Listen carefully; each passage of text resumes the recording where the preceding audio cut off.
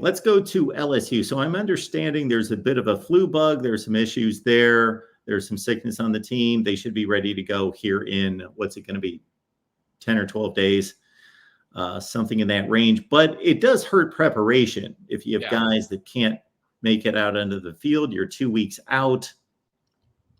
Yeah. So the good news is LSU has experience dealing with the flu bug. A few years ago, before the Arkansas game, the Harold Perkins breakout game where he had 4 sacks, the team was very sick. I mean, basically, I would venture off to say at least half the team had some variant of sickness.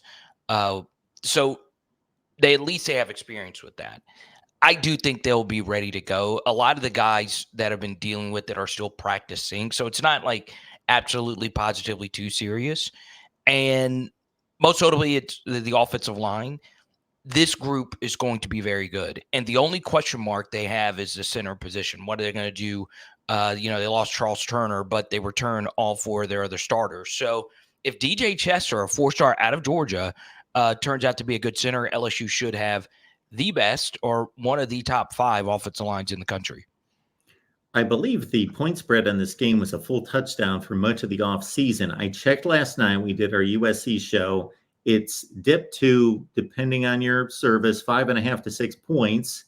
I don't know if that's response to this flu bug and lack of preparation, or it's just, okay, well, these teams should be more similar and more even than we anticipated prior to the summer.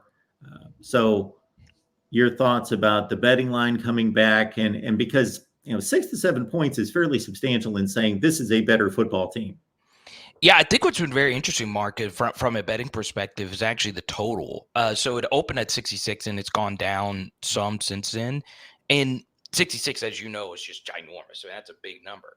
What's interesting is LSU and USC over the past 2 seasons, and it makes a lot of sense because the last 2 Heisman winners are from these 2 schools, but they have combined for the most overs. LSU, I think, is number 1, and USC was number 3 in hitting overs. So these 2 teams have played high scoring games with really bad defenses.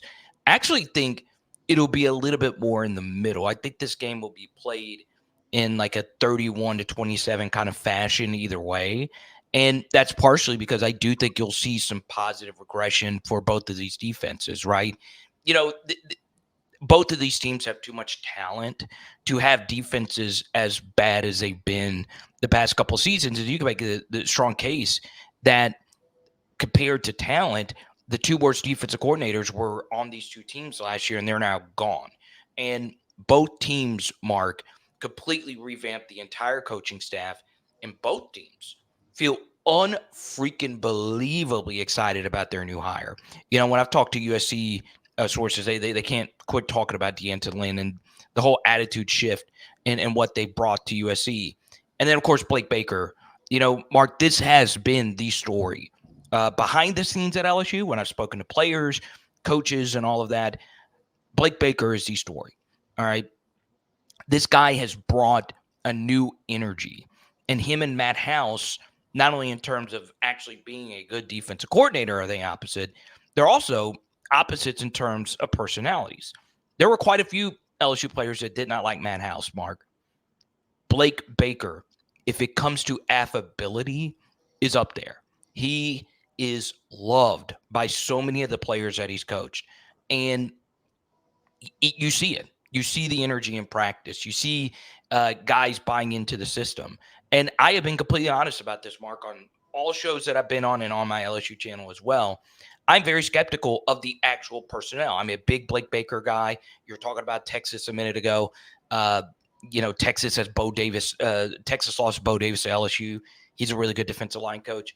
The defensive coaching staff has been the story of this offseason for LSU, and it's made people truly believe in the staff. And the final thing I'll say about the defense, Mark, is over this specific last week or so of practice, there has been a shift in the LSU defense having better days in the LSU offense. Now, I don't think that's too big of a deal. We have to wait to actually see if they can actually be better on the field.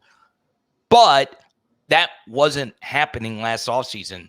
Jaden was lighting him up every day in practice. And obviously, Garrett's not as good as Jaden, but it is something that the LSU defense has had better days of practice. College football is even more exciting with some action on the line. And the games are even better when you're cashing in. And the Voice of College Football is the place to be to get the greatest value. Let's start with my picks. 75% against the money line, 58% against the spread. I've got a 40-year track record. In fact, in 2023, at $100 played per game, you would have netted over $9,300. And guess what? I'm just the warm-up act.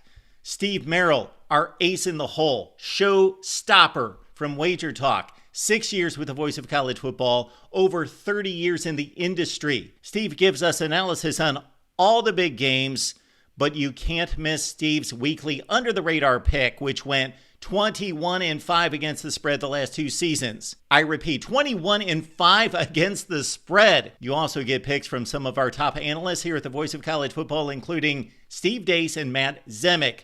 Become a YouTube channel member or Patreon member for just $99 per month. Go to the main channel on YouTube, click join, and select the betting tier. Do the same thing on Patreon. Make 2024 a winner now.